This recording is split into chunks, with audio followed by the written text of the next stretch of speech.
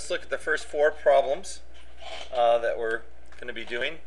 To begin with, we have 17. The square root of 4p squared is going to be equal to the square root of 4 times the square root of p squared. Square root of 4 is 2. And square root, if you square root something that's squared, they cancel each other out, and all you're left with is p. So the answer is 2p. Here I have 5 square root of 2 plus 9 square root of 2. 5 square root of 2 plus 9 square root of 2. And in this case, our common factor between the two of these, between these two terms, is the square root of 2. So we're going to use distributive property in reverse. We're basically going to go, the square root of 2 is the common factor found in both terms. And then we have 5 plus 9. Add those two numbers together. So we have 14. So we have square root of 2 times 14. And usually what we do is we put the number that's outside the radical first. So we would go 14 times the square root of 2. Done for 18.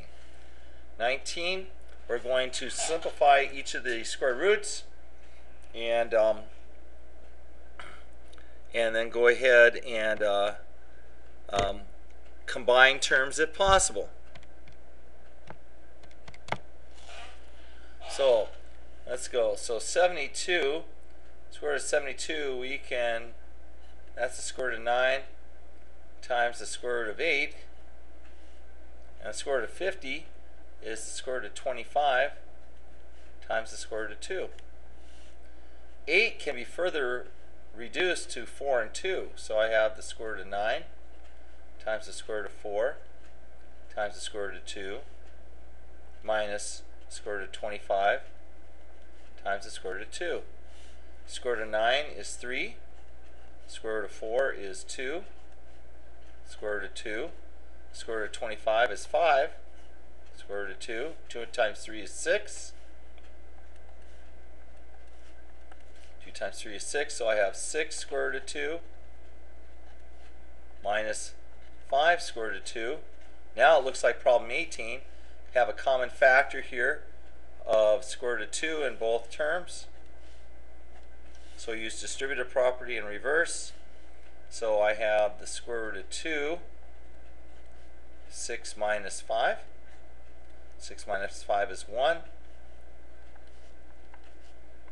So I have the square root of 2 times 1, which is simply the square root of 2. Okay. On number 20, here I have the square root of 18 times the square root of 8. This is simply the square root of 9 times the square root of 2 times the square root of 4 times the square root of 2. 9 and 4 are both perfect squares, so that becomes 3 square root of 2 times 2 square root of 2. Multiply the numbers outside the radical together.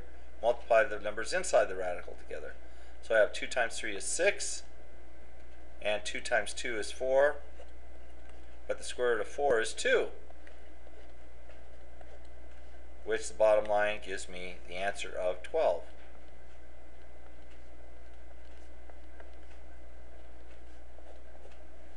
Okay. 17, 18, 19, 20, 21. 21, here I have 7 square root of 3 squared. Well, this is the power rule. So this basically anything that's inside parentheses raised to a power.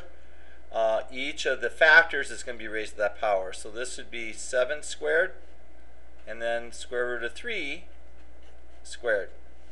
7 squared is 49. The square root of 3 squared, square root of 3 times the square root of 3 is the square root of 9. But the square root of 9 is 3. And we are now left with 3 times 49 would be 147. So that's 21.